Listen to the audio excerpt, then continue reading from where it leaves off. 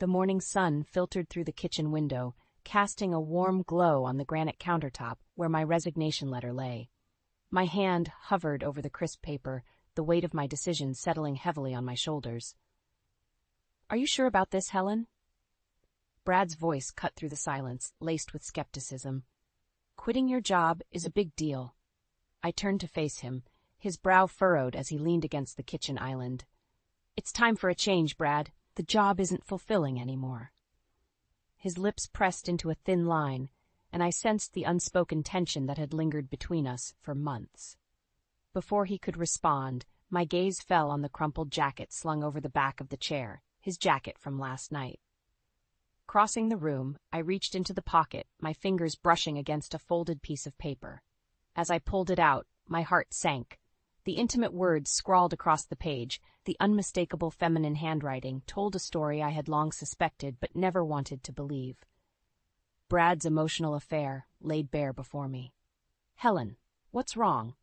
His voice held a tinge of panic as he noticed the color draining from my face. I looked up at him, the man I had once trusted with every fiber of my being, and felt the last threads of our bond unravel. "How could you, Brad?" I whispered, my voice trembling with a mixture of hurt and anger.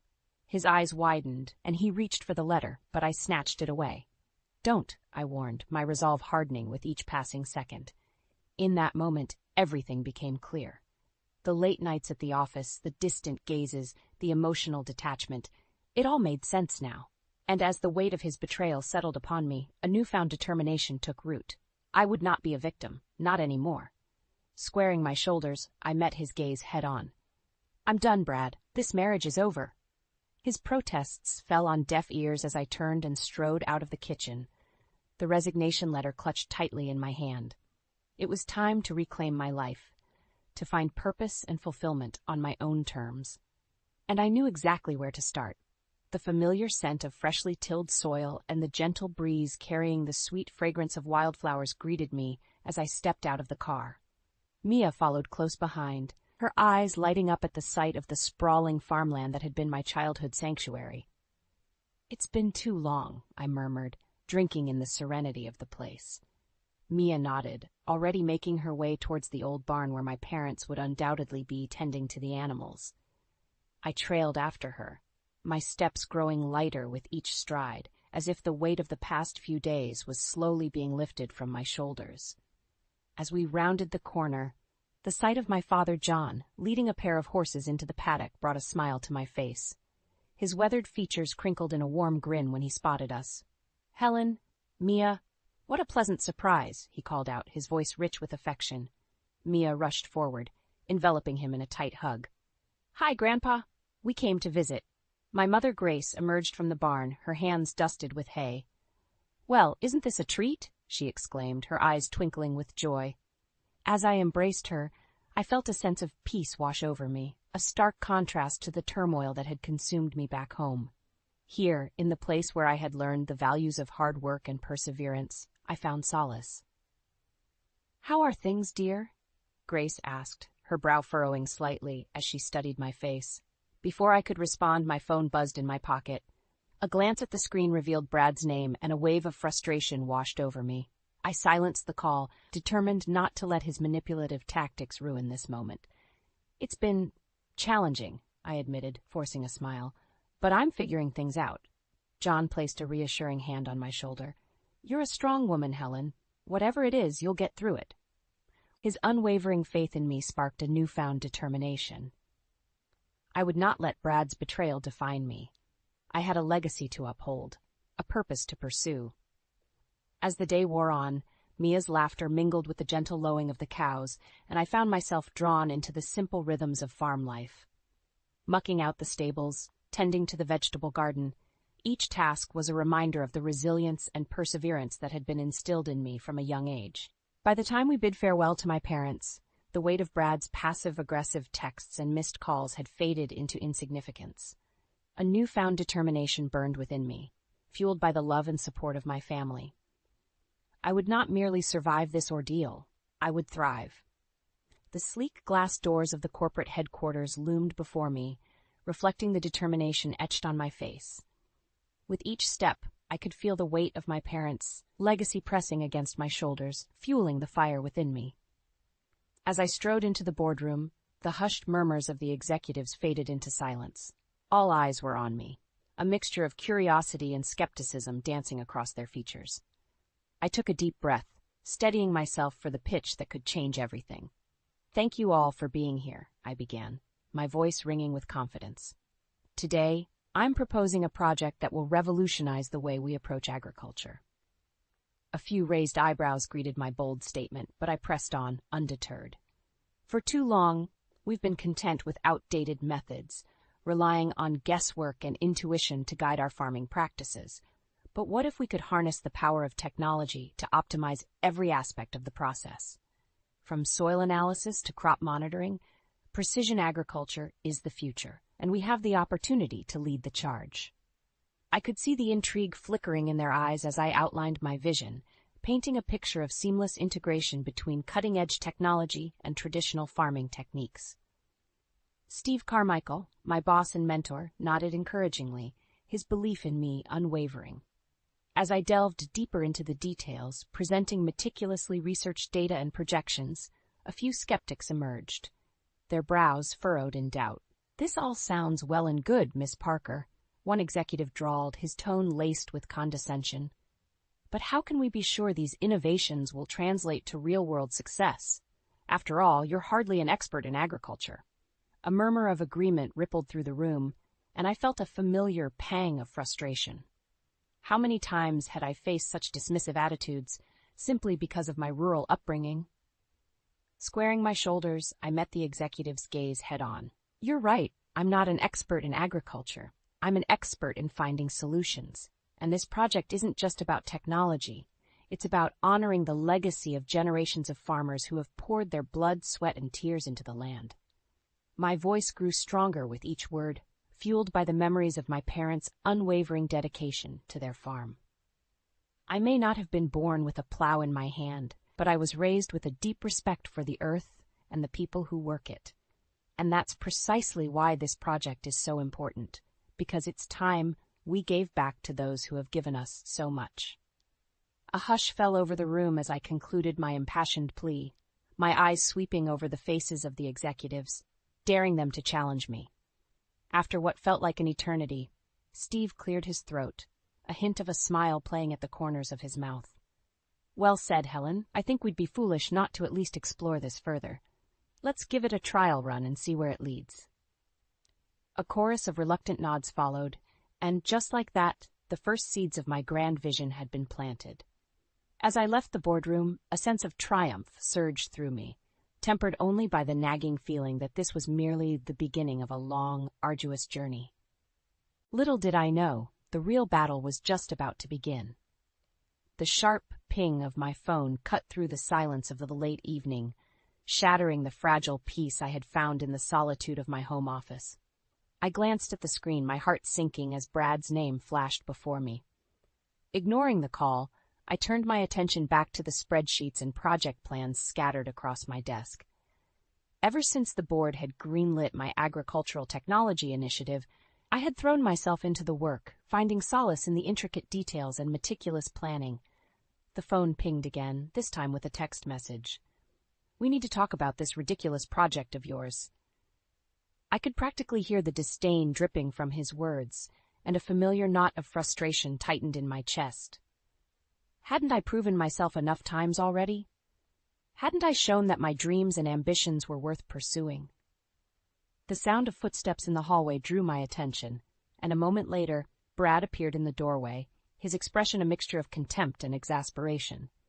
"There you are, buried in your little fantasy world," he sneered, his eyes sweeping over the cluttered desk with disdain. I straightened in my chair, steeling myself for the confrontation I knew was coming. "It's not a fantasy, Brad. This project is going to change lives," he scoffed, his lips curling into a mocking smile. "Change lives? Maybe your naivety comes from growing up on a farm, but this is the real world, Helen. You're chasing pipe dreams." His words cut deep, striking at the very core of my identity and the values instilled in me by my parents. I could feel my composure slipping, the frustration and hurt bubbling to the surface. Better that than being blind to your own faults, I shot back, my voice trembling with barely contained anger. At least I'm trying to make a difference instead of wallowing in self-pity and resentment. Brad's eyes narrowed, and for a moment I thought I saw a flicker of vulnerability behind his bravado, but it was gone in an instant, replaced by a cold, calculating stare. You think you're so much better than me, don't you? He spat, taking a step closer. With your fancy ideas and your high and mighty attitude, well, let me tell you something, Helen. You're nothing without me. His words hung in the air like a toxic cloud, suffocating me with their cruelty. I opened my mouth to respond, but the words caught in my throat, choked by the weight of his emotional manipulation. In that moment, something shifted within me. A realization dawned, cold and clear, that Brad's need to control me, to belittle my dreams and achievements, stemmed from his own deep-seated insecurities. His resentment was a reflection of his own failings, and I was merely a convenient target for his anger and frustration. As the silence stretched between us, I felt a newfound strength take root, a determination to break free from the toxic cycle that had consumed our marriage. I would not be a victim, not anymore. You're right, Brad, I said, my voice steady and unwavering. I am better than this, better than you, and I'm done letting you hold me back. His eyes widened in surprise, but before he could respond, I turned my back on him, my gaze fixed on the future that lay ahead, a future where I would forge my own path, free from the shackles of his doubt and disdain. The battle lines had been drawn, and this time I would emerge victorious. The sleek, modern office afforded me a sense of tranquility, a reprieve from the turmoil of my personal life. As I pored over the final details of my agricultural technology proposal, a sense of pride swelled within me. This was my chance to not only prove my worth, but also to honor the legacy of my farming roots. A sharp rap on the door pulled me from my thoughts, and I looked up to see Steve's familiar form silhouetted against the glass panel. "You've got 5 minutes," I called out, my tone betraying the lingering frustration from my earlier confrontation with Brad. Steve's eyes narrowed as he stepped into the office, closing the door behind him with a deliberate flourish. "I don't appreciate that tone," he retorted, his words clipped and precise. "If you're going to pitch this project, you'd better do it properly." I bristled at his admonition, the embers of defiance still smoldering within me. Straightening my shoulders, I met his gaze with equal intensity. "If you're going to hold me to that standard, you'd better be prepared for what I have in mind." The tension hung in the air, a silent challenge to the authority Brad had so flagrantly disregarded. Steve's lips pursed ever so slightly, a subtle acknowledgement of my resolve. Emboldened, I pressed on, laying out my vision with a clarity that demanded his undivided attention. As the details of my innovative approach unfolded, I could see the skepticism in Steve's eyes gradually giving way to a grudging respect. The precision with which I articulated each facet of the plan, from data integration to cutting-edge analytics, left little room for dismissal. This was no mere flight of fancy. This was a calculated strategy, born from years of experience and a lifetime's worth of perseverance. Sensing the shift in his demeanor, I allowed the faintest hint of a smirk to grace my features, a silent acknowledgement of the victory I had wrested from the ashes of self-doubt. The embers may have been smoldering, but the fire that fueled my resolve burned brighter than ever, a beacon to guide me through the battle that lay ahead. For in that moment I had reclaimed not only my voice, but the power to shape my own destiny. The battle lines were drawn, and I would emerge victorious, no matter the cost. The soft glow of the living room lamp cast a warm hue over the space, a stark contrast to the tension that hung thick in the air. I sat on the edge of the couch, my hands clasped tightly in my lap, as Mia paced back and forth before me. "I can't believe him," she muttered, her voice trembling with a mixture of anger and hurt. "How could he treat you like that?" My heart ached at the sight of my daughter's distress, the echoes of Brad's cruel words still ringing in my ears. I had hoped to shield her from the ugliness of our crumbling marriage, but the explosive argument that had erupted earlier had shattered that illusion. "Mom, you deserve better. He's awful to you," Mia stated firmly, her voice steady despite the turmoil etched on her face. I opened my mouth to respond, but the words caught in my throat, a lifetime of doubts and insecurities momentarily overwhelming me. "Are you sure?" I managed to whisper, my voice wavering with uncertainty. Mia's eyes locked onto mine, and in that moment, I saw a strength and maturity that belied her years. "Yes, and I want to live with Grandma and Grandpa," she insisted, her jaw set with determination. A wave of relief washed over me, the weight of her unwavering support buoying my spirit. In that moment, I knew that I could no longer cling to the tattered remnants of a relationship that had long since turned toxic. Reaching out, I took Mia's hand in mine, marveling at the resilience of this young woman who had become my fiercest ally. "Thank you," I whispered, my voice thick with emotion. "You're right, it's time to end this."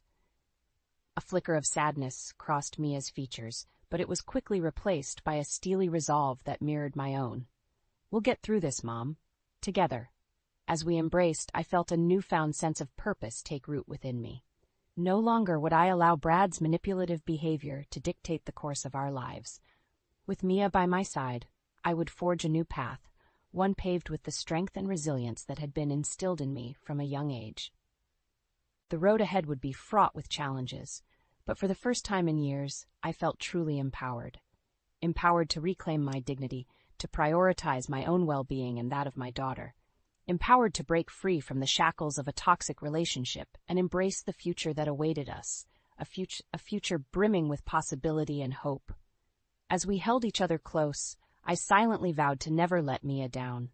Together, we would weather the storm, emerging stronger and more resilient than ever before. And in that moment, I knew that no matter what obstacles lay ahead, we would face them head-on, united in our determination to forge a life of our own making. The battle lines had been drawn, and this time, there would be no retreat. The crisp printouts lay scattered across the kitchen island, a damning trail of evidence that left no room for doubt or denial. As I smoothed my hand over the incriminating texts and photos, a wave of nausea washed over me. The depth of Brad's betrayal was more profound than I could have ever imagined. The sound of his footsteps approaching sent a chill down my spine, and I steeled myself for the confrontation that was about to unfold. This was the moment of reckoning, the culmination of years of emotional distance and manipulation. "Helen, what's going on?" Brad's voice rang out, laced with a mixture of confusion and trepidation. Slowly I turned to face him, my eyes hardening as I met his gaze. "You didn't just betray me, Brad," I said, my voice steady and unwavering. "You disappointed our daughter." His brow furrowed as I unfurled the printouts, laying bare the sordid details of his emotional affair. A flicker of recognition flashed across his features, quickly replaced by a mask of feigned innocence. "I'm sorry, Helen. It was a mistake, a moment of weakness," he pleaded, his words dripping with the same manipulative charm that had once ensnared me. "Let's try to work this out," I scoffed, my resolve hardening with each passing second. "Work it out? After all of this?" I gestured to the damning evidence before us, my voice rising with a mixture of anger and disbelief. Brad took a step forward, his hands raised in a placating gesture. "Please, Helen, think of Mia. We can get through this for her sake." A bitter laugh escaped my lips as I shook my head in disgust. "Don't you dare bring our daughter into this. She's the one who found these," I spat, gesturing to the printouts once more. The color drained from Brad's face as the realization sank in. Mia, our own flesh and blood, had been the one to uncover the sordid truth he had so carefully concealed. "She deserves better than a father who lies and cheats," I continued, my voice trembling with barely contained fury. "She deserves better than you." Brad's eyes widened, a flicker of desperation creeping into his expression. "Helen, please, I'll do anything. Just give me another chance." I shook my head, my resolve unwavering. "It's too late for that, Brad. This marriage is over." A heavy silence hung in the air, punctuated only by the sound of our ragged breaths. Brad's shoulders slumped, the weight of his transgressions finally bearing down upon him. "You're right," he murmured, his voice barely audible. "I've been a fool." As he turned and walked away, his footsteps echoing hollowly in the stillness, I felt a sense of finality wash over me. The chapter of my life that had been defined by Brad's betrayal and manipulation was finally closed, and a new path lay before me, one paved with the strength and resilience that had carried me through this ordeal. Mia's soft footsteps approached from behind, and I turned to face her, my heart swelling with pride at the unwavering support she had shown me. Without a word, she stepped forward and embraced me, a silent affirmation of the bond that had sustained us through the darkest of times. As we held each other close, I knew that the road ahead would be fraught with challenges, but we would face them together, a united front, forged in the fires of adversity and tempered by the unbreakable bonds of love and loyalty. The battle had been won, but the war was far from over. Yet in that moment, I felt a sense of peace wash over me. A peace born of the knowledge that, no matter what lay ahead, we would emerge victorious, our spirits unbroken and our resolve unwavering.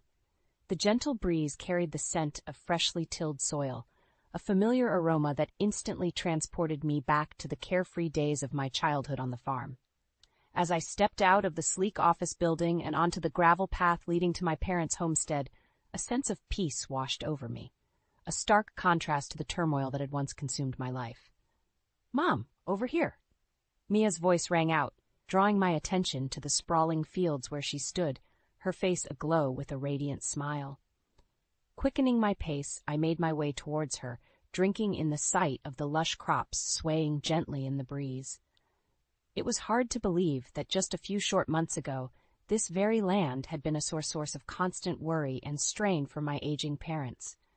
But now, thanks to the cutting-edge agricultural technology my company had developed, their burdens had been lifted, and a newfound sense of ease had settled over the farm. "Look at them, Mom," Mia breathed, her eyes shining with pride as she surveyed the bountiful harvest. "Your hard work paid off."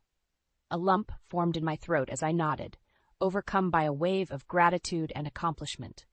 The road to this moment had been fraught with challenges, from the initial skepticism of the board to the explosive confrontation with Brad that had ultimately led to our divorce. Yet, through it all, I had persevered, fueled by an unwavering determination to not only honor my family's legacy, but to forge a path of my own, one paved with independence, resilience, and a deep-rooted commitment to making a positive impact. As Mia and I strolled through the fields, our footsteps leaving imprints in the rich soil, I couldn't help but marvel at the stark contrast between our lives now and the turmoil we had endured just months before. Where once there had been tension and manipulation, now there was peace and harmony. Where Brad's resentment and emotional distance had cast a shadow over our existence, now the warmth of familial love and support enveloped us, a constant reminder of the strength we had found in each other. And as I watched Mia bend down to examine a ripe ear of corn, her eyes alight with curiosity and wonder, I felt a surge of pride swell within me. This young woman, who had once been caught in the crossfire of a crumbling marriage, had emerged as my fiercest ally, her unwavering support and maturity a testament to the resilience that ran through our veins. "Your mother is right," a familiar voice called out, and I turned to see my father, John, approaching with a broad grin on his weathered face. "The future is bright."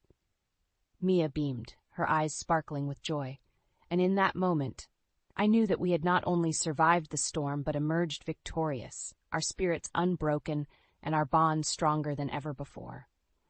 As we embraced, surrounded by the fruits of our labor and the promise of a brighter tomorrow, I silently vowed to never take this hard-won peace for granted.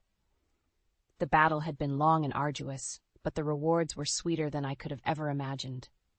For in that moment, standing amidst the lush fields that had once been a source of worry and strife, I realized that true strength lies not in the absence of adversity, but in the courage to face it head-on and emerge triumphant. And as the setting sun cast a warm glow over the land, I knew that our journey was far from over, but this time we would walk the path together, united in our determination to forge a life of our own making, a life rooted in love, resilience, and the unwavering pursuit of our dreams.